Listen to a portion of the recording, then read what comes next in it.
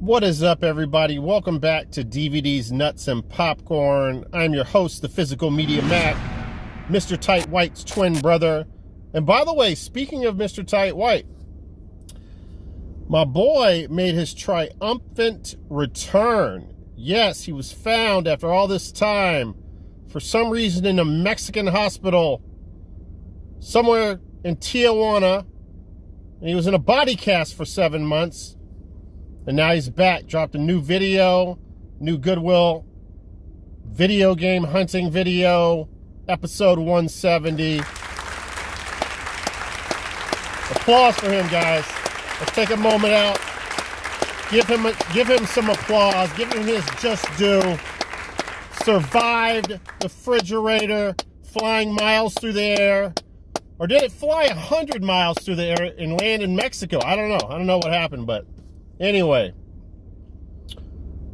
you know, I feel very unmotivated for this video. I feel very ill-prepared. Normally, I'll produce a video on Sundays. Friday and Saturday, I'll do all the research, take my notes. I've done none of that. I'm slacking, guys. I'm feeling real lazy. And, yeah.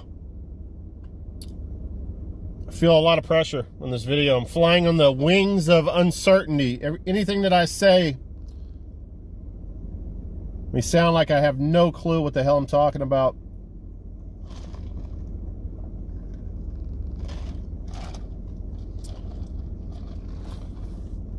Man, Starbucks has some good-ass coffee, man.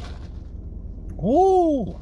Something about that coffee bean. Let me tell you, man. That's some special coffee beans they got over there.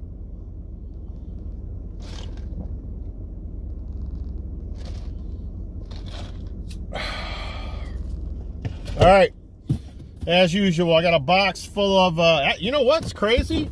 I'm really turning into a Blu-ray snob. It's happened. I've jumped the shark. I'm a Blu-ray snob, guys. I'm going to show you nothing but Blu-rays this video.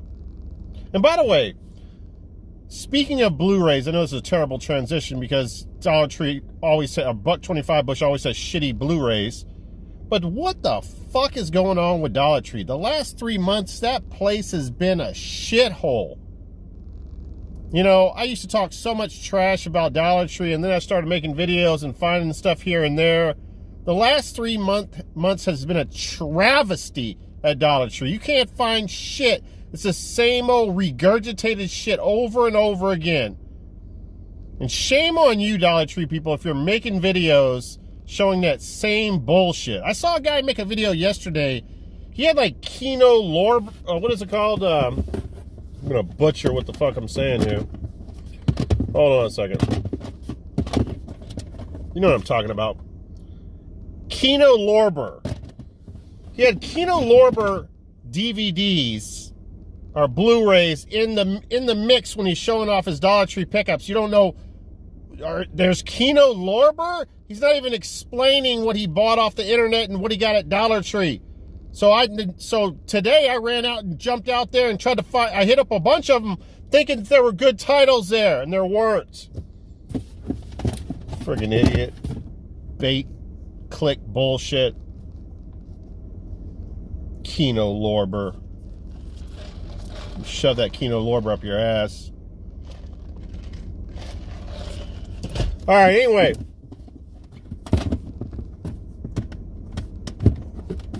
Now my shit's all mixed up. Damn it. All right, I actually hit a pawn shop today and hit a really nice lick, I think. Let's go over those first.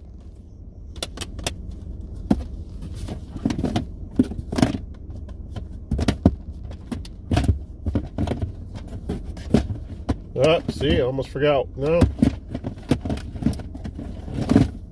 Oh, shit. All right, whatever. All right, first up here.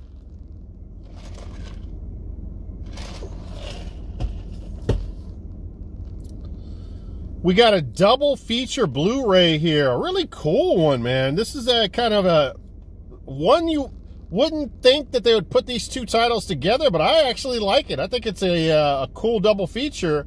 You have Dread the classic Dredd with our boy Sylvester Stallone. And of course, also in his prime, I would say Wesley Snipes in his prime. He was awesome in friggin' Dredd. And then we have Drive Angry, a movie that I still feel like a lot of people haven't seen. I saw it barely, I'm going to say a year and a half ago. Obviously, it has Nicolas Cage. It's a 2011 film. And, man, it's a real cheesy good time. I enjoyed it a lot. I think it's a really cool flick. Drive Angry, if I remember correctly without reading it, Nicolas Cage's character goes to hell. But I don't remember if he sold his soul to the devil or he was just a sinner. And he went to hell after he died in the beginning of the movie because he was bad. But either way, he went to hell. And then somehow he escaped hell in some fast car. And the rest of the movie, the devil is searching for him, trying to track him down. And he's like riding with hot ass chicks and, you know, living the player lifestyle. But let me see if I did that any justice. Nicolas Cage leads this high octane adventure as Milton. When I was growing up, there used to be a gay guy named Milton. And he was somebody's uncle. He was Calvin's uncle. And everybody used to reference him. Oh, man, stop being like Milton. But anyway. So Nicolas Cage leads a high-octane adventure as Milton, an undead felon who breaks out of hell to avenge his murdered daughter. Okay, so his daughter got murdered. And rescue her baby. Oh, his daughter has a baby, so she must be like 19, 20 or whatever. From a band of cult-worshipping savages. Joined by... Damn, I didn't remember all that. Yeah, this is a crazy-ass movie. Joined by tough-as-nails Piper, Amber Heard. Holy fuck. Shit in beds, baby. Shit in bed, girl. Amber Heard? Is that Amber Heard on the cover? Can you picture her shitting in the bed right now? That's... Man, I tell you what, she looks fucking hot on that cover. So ever since she admitted that she shit in Johnny Depp's bed, everybody's like, I'm not going to watch her movies no more. Are you fucking kidding me? That's the stupidest fucking thing ever. That's like saying, no, that's way worse than saying, I'm not going to watch Jeepers Creepers because the director is a fucking creepazoid. She shits in a bed and you're not going to support her movies anymore? Shut the fuck up. It's ridiculous.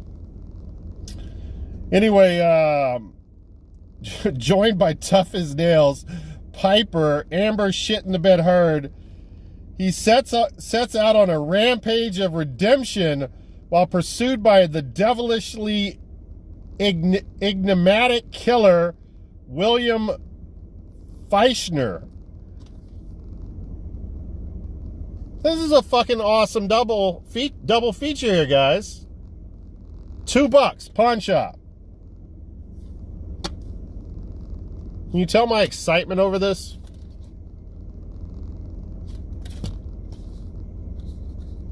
Yeah, man, I ain't watched Dredd in a while. Shall I read Dredd as well? Why not? We ain't got nothing to do, right? In the America of the post-apocalyptic future, Dredd, Carl Urban from Star Trek, and the new partner, Anderson, Olivia Thirlby from The Darkest Hour, are judges. What the fuck? This ain't Sylvester Stallone's movie? You gotta be effing kidding me. What is Dredd? I'm thinking of Judge Dredd, ain't I? You gotta be... Man, I cannot believe I mistake this shit. Let's see if this sounds any good. I've never heard anything about this movie. The only force battling for justice when a ruthless crime boss tries to peddle a dangerous, reality-altering drug, the two judges declare war in this unrelenting thrill ride. Well, I really shit the bed on picking this one up. All right, next up here. We having fun yet? I mean, this is fun, right? All right, so speaking of double features, I got two movies here that probably are not even related at all. I'm getting the feeling. But we have the cult classic. I mean, this is the true definition of a cult classic. By the way, I did not know, because I'm a huge Patrick Swayze fan. Rest in peace, Patrick Swayze. We're going to be talking about him in a little while here. I did not know that he was in this movie. Or I probably knew, but I forgot, because I watched this movie multiple times coming up.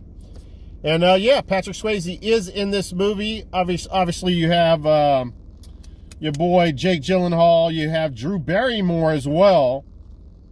And yeah, this is the true definition of a cult classic. Deals with time travel. This demon-looking rabbit character. And yeah, man, really cool flick. I love it.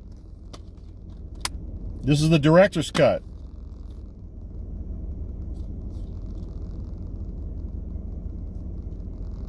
It's got 2 discs for some reason. I guess I should read the special features. The special features are way too small for me to read, especially with shades on. I'm too cool to take off my shades, so. All right, disc 1. Well, forget it. Special features, disc 2. Production diary. That sounds boring. They made me do it. That sounds boring. Yeah, nothing special. All right, next up. Now, I did know this movie existed, guys, but I did not pick it up when I found it on DVD because it really got some shitty-ass reviews. And yeah, this is S. Darko, but pretty cool finding that on Blu-ray. This is like strange to me. So I get this. This is a cult classic. So I understand why that's on Blu-ray. But this movie got such bad reviews, and I'm sure it didn't sell good. It's kind of weird. I would think this would just have a DVD release, but no, I'm wrong on that. It has a Blu-ray release, so yeah. I have no, like, looking at this, I don't know, like, looking at this chick on the cover, it's like, it makes me, I'm not interested in watching it.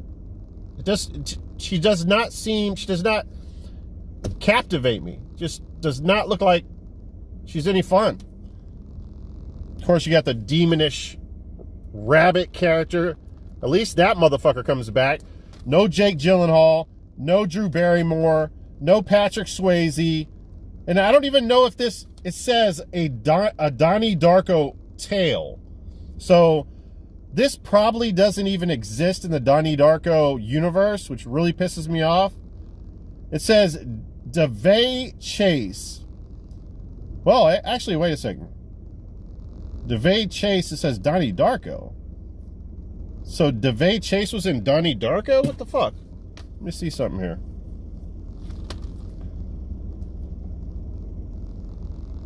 Well, she definitely wasn't a headliner. There's 5 names on here, and I did not see her name on here. So DeVay Chase from Donnie Darko and The Ring. Wait a second. Is this a young girl from The Ring? No. I don't know. But anyway, stars in this riveting follow-up to the smash cult hit Donnie Darko, co-starring Ed Westwick, TV's Gossip Girl, whatever the hell that is, and Brian Evigan from Step Up to the Streets. Oh, wow. They got somebody from Step Up to the Streets. Wow. This edgy and intriguing psychological thriller takes you through the wormhole into the world where time means nothing and the end is near. 7 years after her brother's death, Samantha Darko. Okay, so that's supposed to be, I guess, Drew Barrymore. Okay, I forgot. I guess Jake Gyllenhaal's character died in the first one. I didn't remember that. So, okay, maybe it is. There is some continuity with it. But anyway, I'm going to check it out. Again, got really piss poor reviews. You want the digital code? There it is.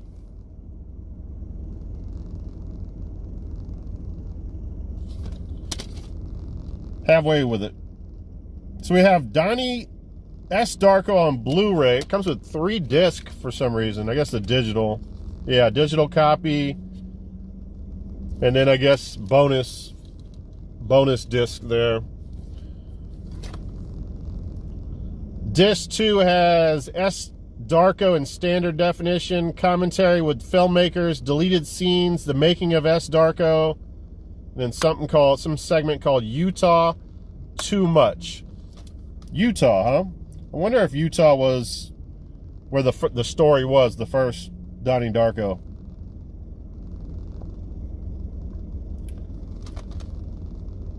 What do I think of when I think of Utah? I just think of the Jazz, Utah Jazz, and John Stockton and Karl Malone in hoe shorts, nut huggers.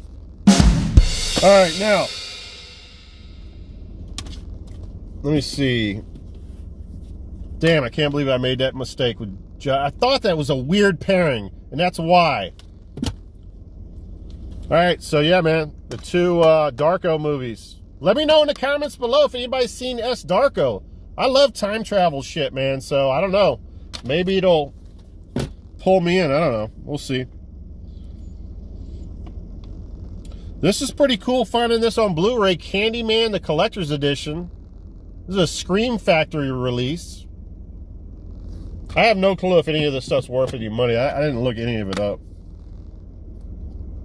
It's got the unrated cut and the theatrical cut.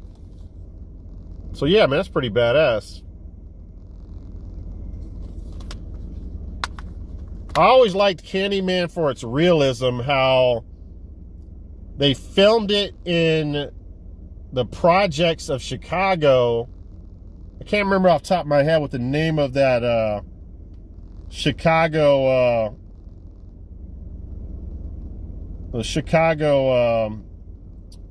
apartments or the projects. They're famous, the name of them, but they filmed it there before they tore all that down. And I just think that's really cool, man. It really adds to it gives it a realistic flair. I guess that's what I'm trying to say. Anyway, man, yeah, man, this has got all kinds of special features on here. New 2K restoration from a new 4K scan of the original negative. New audio commentary with Bernard Rose and actor Tony Todd. New audio commentary with authors Stephen Jones and Kim Newman. Too much to read, guys. There's like an insane amount of special features on the back. You can pause it and read away if you would like. We dare you, let me see, we dare you to say his name 5 times. Speaking of 5 times, Mr. Tight White, my twin brother, was very brave when he said Noak 5 times in the mirror. Just like they did in Candyman. All right, now, I don't know, I talk about him too much. I love my brother, man. What can I say? All right, next up. Man, I love me some Charles Bronson, man.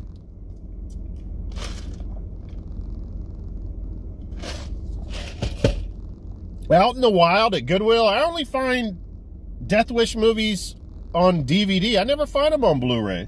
So it's very nice to find this for $2 at that pawn shop. We have Death Wish 4. They all kind of blend together for me. They're all badass. Charles Bronson makes any movie fucking good. I don't remember the story on this one. Is this the one where he makes the Puerto Rican pimp swallow his Rolex? It's one of my favorite scenes in a Charles Bronson movie. Makes the pimp take off his Rolex and he shoves it down his throat. You can see his throat bulging from the Rolex going down his fucking neck. It is absolutely brutal. Charles Bronson is his best. He's cleaning up the mean streets one bad guy at a time. Who would win in a fight between Charles Bronson and Clint Eastwood? I've often wondered that. Who would win in a fist fight? I think Clint Eastwood. Who would win in a gunfight? I'm going with Charles Bronson.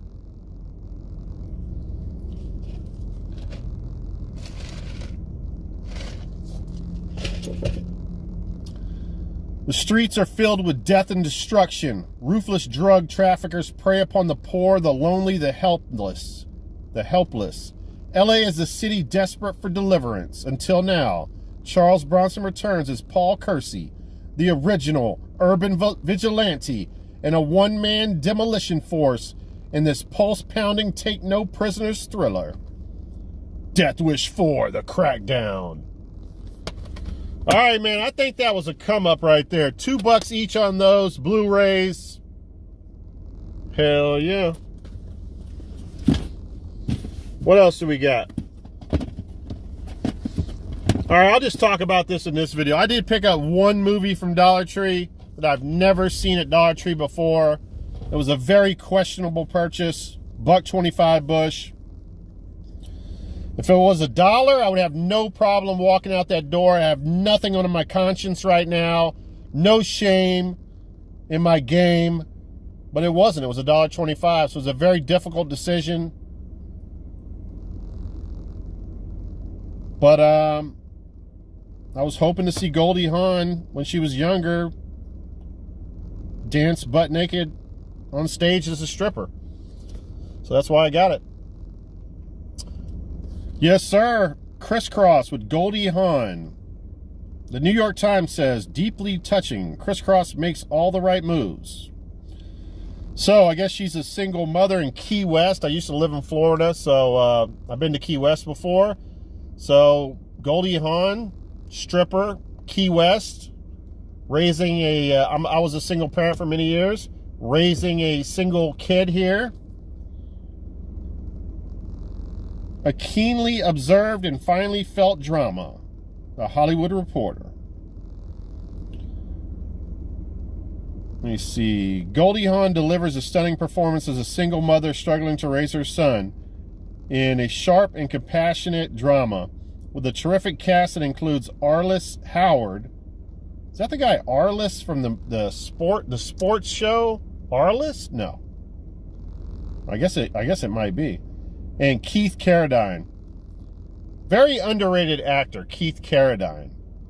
Shout out to Keith Carradine. In this emotionally penetrating portrait of one family's unbreakable bond.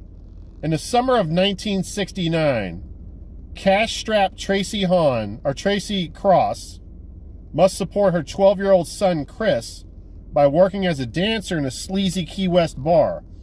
I got the feeling there's no nudity in this movie. I'm telling you right now. Chris supplements the family's income by making local deliveries. But when his activities drag him deeper and deeper into a dangerous world of crime, Tracy must risk everything to save him. Jesus Christ, the kid's 12 years old. He's deep in a world of crime? What's going on? Where do they live at? It almost sounds like Bronx Tale or some shit. But anyway, yeah, man. Goldie Hawn used to be the shit, man. I don't care what anybody says. An absolute fox. So that's my only Dollar Tree pickup. $1.25 Bush, guys. Check it out. All right, so I finally watched this after all these years.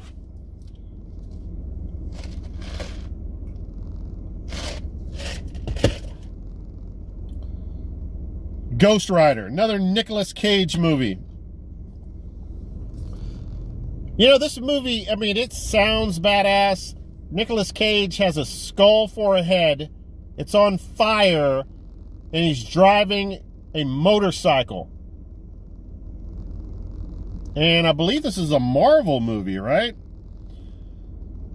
This is a cool flick, man. This movie gets a lot of hate, and I'm just going to say this. It's not great, but it's a decent movie. I think it's good. It's, obviously, it's got to have a ton of CGI. Probably some of it hasn't aged very well. This is, let me see, 2000. God, this movie's so long. 123 fucking minutes, man. And the pacing is terrible in the movie. It really, really drags on.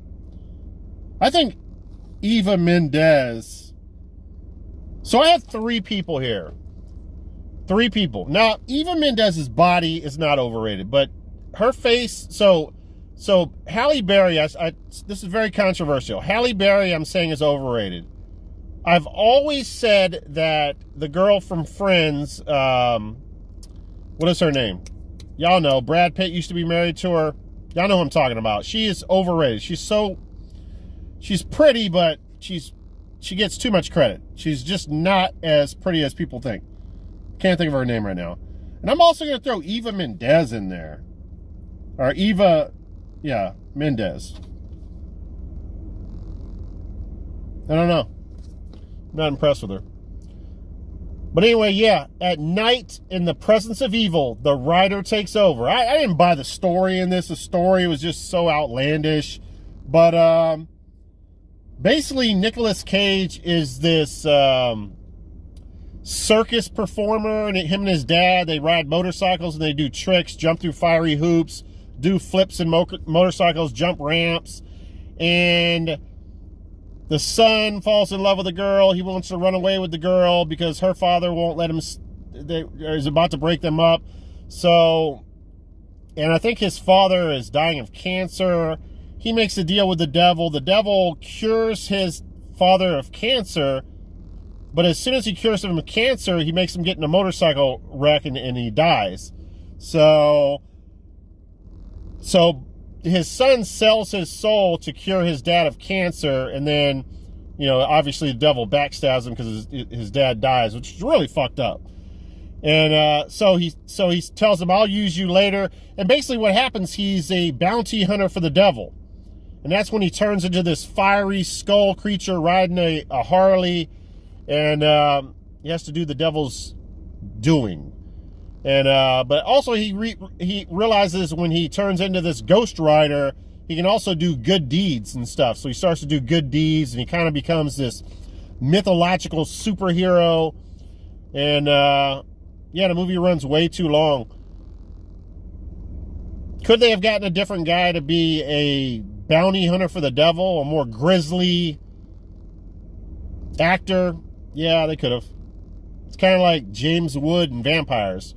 I don't picture him as a vampire killer, and I don't picture Nicolas Cage as a bounty hunter for the devil, but it is what it is. Ghost Rider. We got the 2-disc extended cut. Special features galore here, guys. Disc 2 has 3 making of documentaries: Spirit of Vengeance, Spirit of Adventure, Spirit of Execution. Another segment is Sin and Salvation, featurette chronicling 40 years of Ghost Rider comic book history. So Ghost Rider was a comic book in the Marvel universe. And by the way, I just found out today this has a sequel to it. So let me know in the comments below if you guys seen the sequel to it. Let me know if it's better than this one. Actually, no, I picked up 2. I was telling you guys I have all Blu-rays, but no, actually 2 DVDs. I got one more DVD to talk about.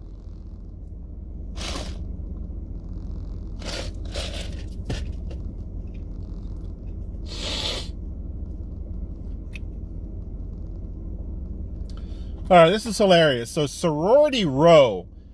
Now, when we were talking about ATM on like a couple of videos ago, or maybe it was last video, I don't remember, man. They all blend together for me, these videos. But it was so ridiculous how the guy from ATM had no fucking weapon, and then he broke into the guy's car, and now his weapon is a damn tire iron. Like, that's the worst weapon for any slasher film or any serial killer to have, right? So this movie has, I don't know what it's called. It's like, I was laughing my ass off when I saw this in the beginning of the movie. Now, it gets, which is ridiculously funny, it gets modified later on, but it's like, and if you're a real man that grew up, you know, back when we used to change our own tires, instead of calling AAA, like these wusses from the modern era, or the millennials, but you know about it. you have a 4-way, all right? It might have 3 different lug nut extensions on it, or lug nut sockets on it for taking your tire nuts off, right? And then the other one has like a blade, which I think is for popping your hubcap off your tire, right? That's the weapon in this fucking movie. I can't believe it. So, oh shit, fucking bird like running up on me. But anyway, oh my God, the story to this is so ridiculous. Let me see if I can even explain it. So these sorority sisters, right? One of them's brother cheats with another girl. Yeah, so one of the brothers of the sorority sisters is dating one of the other sorority sisters, and he cheats on her. So they decide to do this thing where they get the girl she puts something in her mouth, and they're having sex, or they're about to have sex, and she starts foaming at the mouth, and it's a practical joke. So he thinks they're dying. All the girls in the sorority are in on it, including his sister, which is really fucked up, right? And so they all jump in a car. They're like, we got to get her to the hospital to save her life. In the car, she acts like she dies, right? So then the one girl, which, by the way, all the girls are so you want to kill all of them. You cannot wait for them to be dead in this movie. They're all fucking just the worst, nastiest, fucked up people you've ever seen on the silver screen. And but anyway, the one head, she's like the boss chick of everybody in the sorority.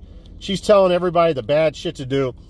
So she's like, she's dead. We're going to have to go somewhere. I know where we can go to get rid of the body. And he's like, what the fuck are you talking about? We're not getting rid of a body. This is an accident. And he's like, so anyway, I forgot to mention a very important part of it. He gives her a roofie. One of the sorority sisters gives him a roofie and says, give it to the girl. So that's like the backstory on it. So he gives her a roofie. So he's thinking that he actually killed her. So they're telling him, we got to get rid of the body. He's like, no, I'm not going to do that. I'm not going to get rid of the body. And finally they talk him into it. It's such a ridiculous story. They go to this empty lot or whatever. There's this well up on a hill, and they're below, and they got her laid out on the floor. And the one main chick starts saying, we got to get rid of this body because we're all about to graduate. We're going to all go. We're going to be a part of this whole thing. We're all going to go to prison the rest of our lives unless, and again, they're playing a practical joke. She's really alive, laying on the floor. They're trying to play this thing like to the very fucking end. And of course, they play it too far. So the one girl's like, everybody search around for sharp rocks. You can't make this shit up. Because we need sharp rocks so we can dismember her body into little pieces so we can dispose of her body in her body parts into little pieces, right? So dumb. So they all start looking around for rocks to cut her body up with, right? And the guy finds, and he's like crying. He's like, I don't want to do this. I don't want to do this.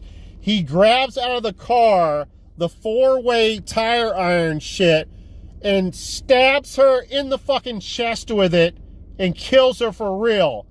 And she starts screaming. He's like, oh my God, you're fucking alive. That's the start of the movie. She dies. They throw her down a well. And next thing you know, this hooded figure is tracking everybody down one by one.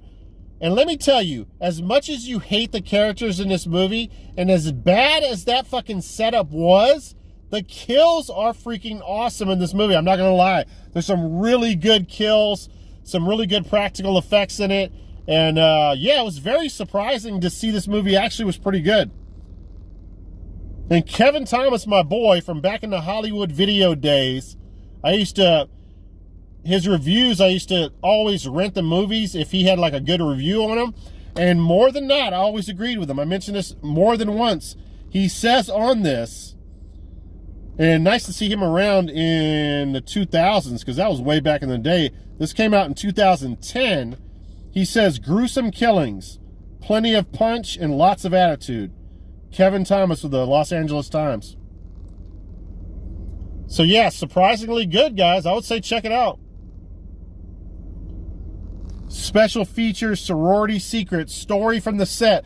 I actually watched the special features and enjoyed them. Killer 101, kill switch, deleted scenes, and outtakes. Not a bad movie at all, man. Anyway, later on, like magically, this shit becomes modified. Now it has a Rambo knife on it. It's got some kind of I don't know, some kind of thing that you would climb rocks with. I don't know. It's got some stupid shit on it, but it's kind of hilarious. I'm not gonna lie. All right, I'm running out of steam here, guys. I'm ready to pass out from boredom.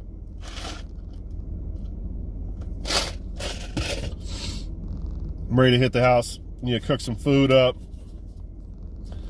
Get ready to actually watch this. Let's talk about this right now, because I'm going to watch this right after this video. And this is a Kino Lorber release here. Cherry 2000, man. You got to love that cover, man. Look at that shit. Really cool.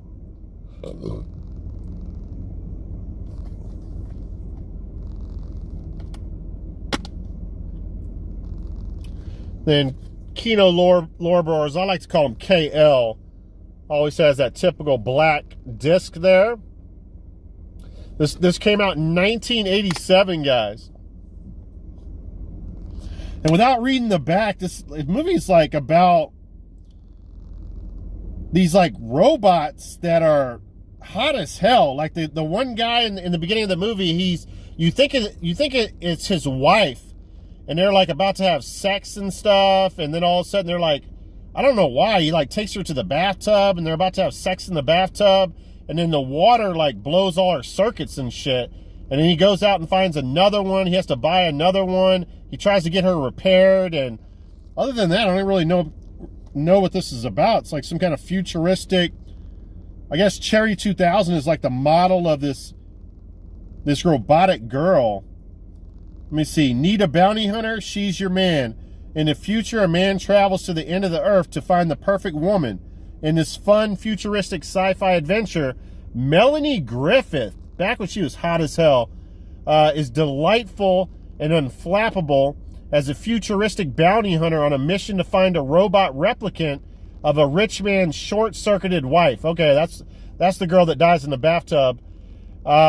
When successful businessman Sam Treadwell finds that his android wife, I guess it's android, not robot, it's android, Cherry Model 2000, has blown a fuse, he hires sexy renegade tracker E. Johnson, which is Griffith, to find her exact duplicate. But their journey to replace this perfect mate leads them to a treacherous and lawless region of that zone. I'm not going to read it all, but anyway, futuristic movie with hot-ass android chicks, gunfights, and just cheesy action. Man, this is I heard really good things about this. I don't believe I've seen this before, but Cherry 2000, man, I look forward to watching this tonight. Came out in 1987, and it's 99 minutes long. Yeah, man.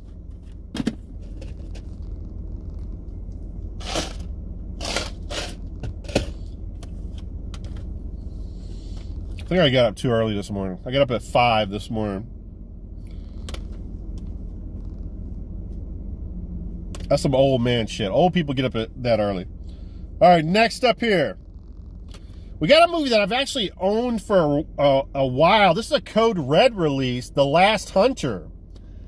And this is one of those movies where I talk about Italian directors. It's not that I don't have respect for them, but they copy a lot of the American directors, and they try to make these Americanized films. They cut, like, this example right here, this Italian director copies, like, Apocalypse Now, Platoon, all these great Vietnam movies and these great war movies that these American filmmakers made. That's what they're trying to do here. And, it's a good movie, man. I mean, it's I have my problems with it, man. I thought it was going to be better, to be honest with you. By the way, this has Tisa Farrow, which is Mia Farrow's daughter in it. Or, no, I'm sorry, sister in it. Stars David Warbeck and John Steiner. John Steiner is a black actor that used to be an NFL player. He's really good in it. He really hams it up. And man, these guys, they go on a mission in Vietnam. The guy David Warbeck is the captain, and like this one scene, he's got this mission. He gets his platoon like dies or something, and he gets with these other guys, and they're flying a helicopter, and he's telling the guys in the helicopter they need to land and shit. And they're like, we're not fucking landing. We're going to die. He ends up having to jump out of the helicopter into the water. And you know what you're getting in store. You're in store for. As soon as he jumps into the water, a fucking snake is trying to kill him. It's like, man, this is really fucked up. The thing about this movie that kind of, normally I would like this kind of shit, but it being an Italian director trying to make an Americanized type of war movie, there was a lot of silliness with the gunfighting. I mean, I thought, people are doing flips and rolling around, shooting backwards, and shit that would never happen in Vietnam. I'm sorry, man. Like, there was some crazy ass gunfighting scenarios and sequences that kind of made the film a little silly, man.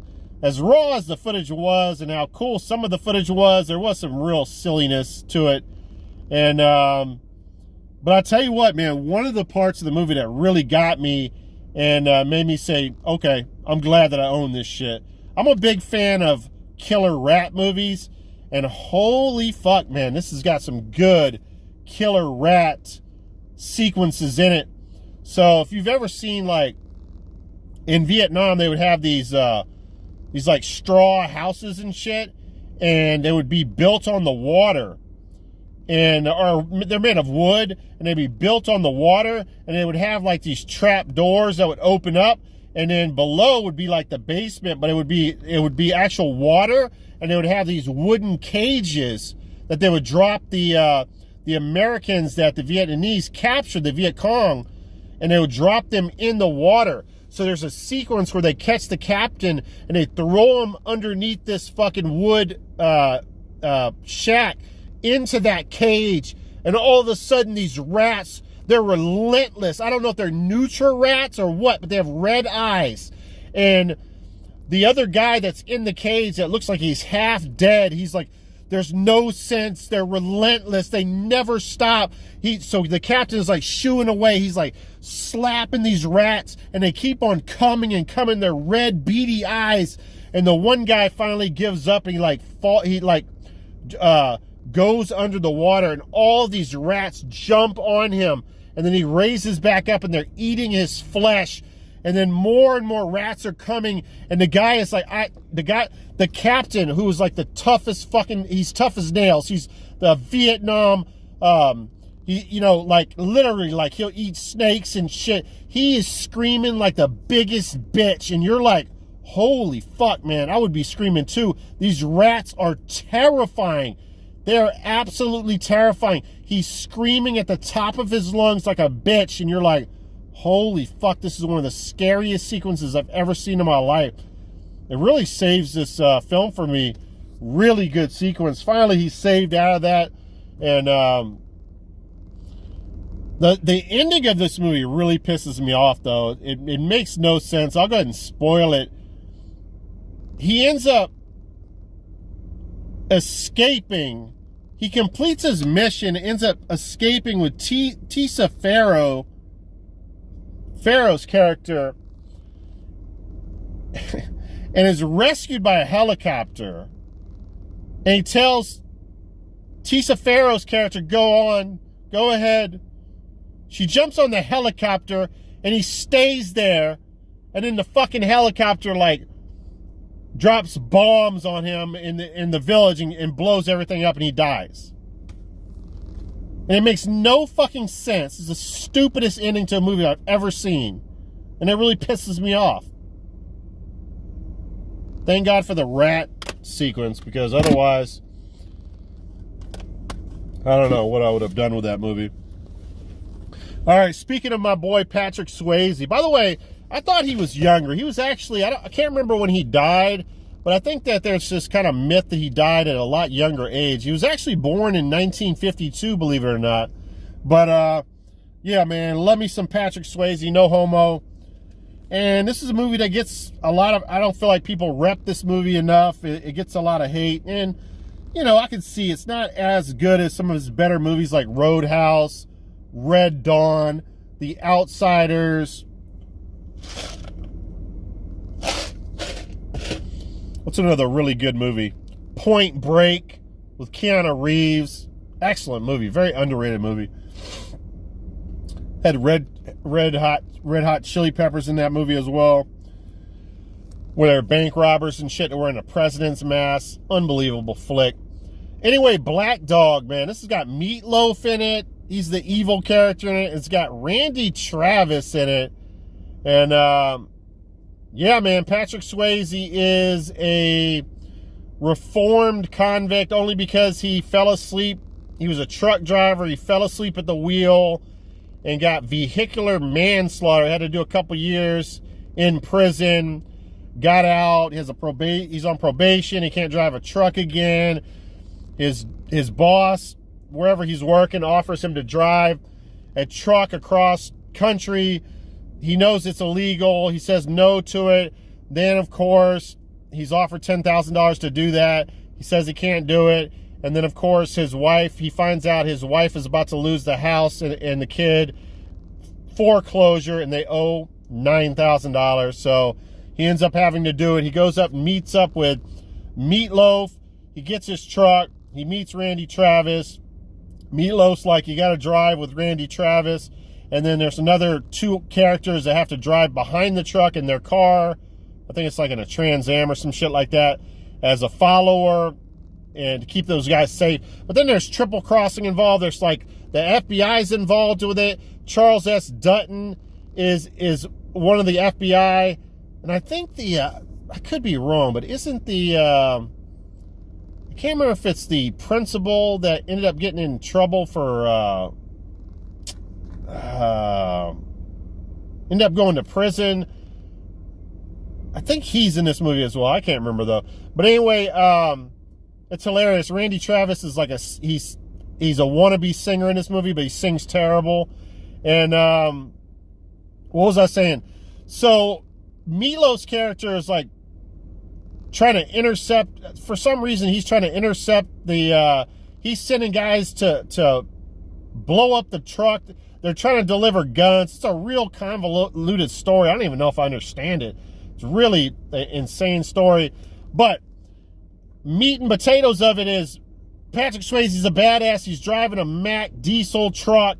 And, you know, I'm watching it and I'm like, you know, this is good, man. I fucks with it. But I can see why people, you know, hate on it a little bit. And then the sequence happens, man. He's in the truck, and he doesn't even tell anybody to take the wheel. There's a guy on the hitch, and he's like pulling plugs and stuff, fucking up their truck, and he's about to cause them to crash. So Patrick Swayze doesn't say anything to anybody. He's like, I need to handle my business. Jumps out of the window or opens the door up. He's holding on to the side of the truck. The truck's going like 100 miles an hour. He goes to the back to where the hitch is at in the trailer. The guy that he's fighting has a fucking Uzi. He's got a helmet on. He gets in a fist fight with him. Then he gets knocked off of the truck. He's hanging, swinging off of the truck. Meatloaf's character's coming in a big dually truck trying to run into the diesel, and Patrick Swayze is having to do pull-ups and lift up so he doesn't lose his legs to the truck, and it's just a badass scene. He gets back on the hitch, knocks the guy off of the truck, and then gets back in the diesel. Really cool sequence, and yeah, I like it, man. Definitely a cool little addition to the collection. Black Dog.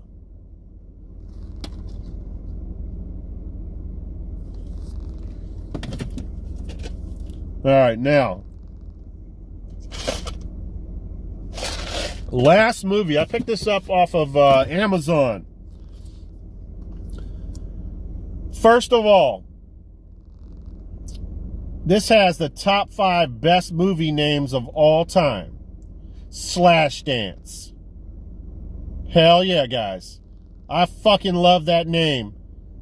I'm obviously a fan, admittedly, of Flashdance. So, Slashdance is the perfect movie for me. Now, this movie's a trip, though, man. First of all, I think this movie came out in, this is a culture shock release, by the way, which this release was released in, I think this is new. It says 2022, culture shock releasing. But this is a film from 1988. The runtime is fine on it, 77 minutes. Got a bunch of special features on it. First of all, this cover absolutely sells 100% nudity to the person purchasing it. And I was so bored watching this movie. I'm not 100% sure, but I'm pretty sure there was no nudity in this movie. And if there was very little. So that is a complete letdown to me. Okay, the killer in this movie, the first kill, he actually kills his victim with a wood saw. And I'm like, okay, that is fucking badass. You usually don't see people use a wood saw. You know, the type of saw that you would use to cut like 2x4s or even a small tree down, one of those wood saws. But it's the funniest scene ever. One of those, like a wood saw, you have to go like this, right? Back and forth to saw things. The killer literally just goes like this to the throat, puts it up to her throat, and half of her fucking head is cut off, and that's the end of it. So you will see that saw come back at the end of the movie, because the actual chick, the final girl, kills the killer with the saw, and it's even a more pathetic kill than that. But besides that, you have a girl get killed with a rope, and you got a girl, I think, get killed, or maybe even a guy get killed with a gun, and that is it. This movie is called Slashdance, and there's absolutely practically zero slashing going on. I'm so let down by this release. I cannot believe the lack of kills in this movie. What else? Oh, by the way, this has one of the most annoying soundtracks of all time. I'm just going to pause right now and let you guys hear what I had to go through, but just multiply that by 100 times over and over throughout the course of this fucking movie. Listen to this shit.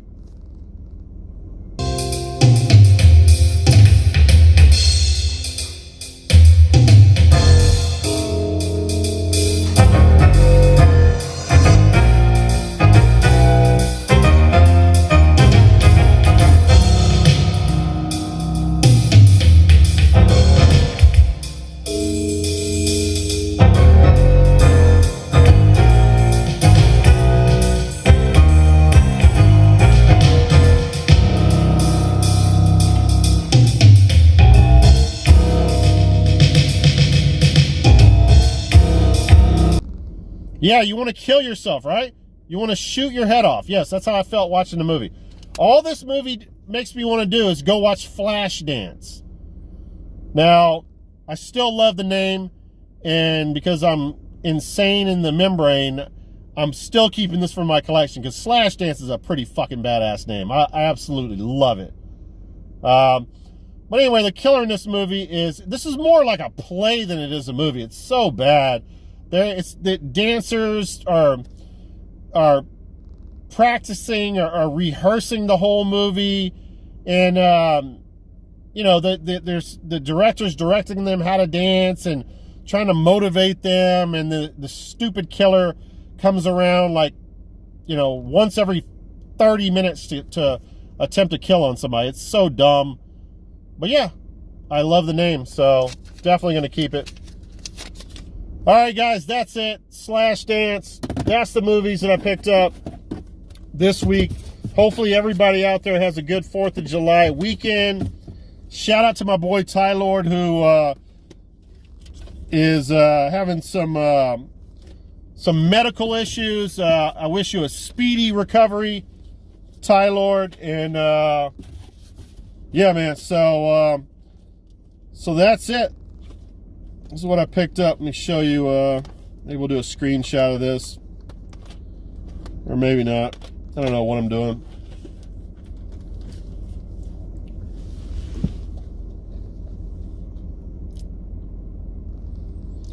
All right, guys. Good luck out there finding whatever physical media you're looking for. And I'll see you in the next video.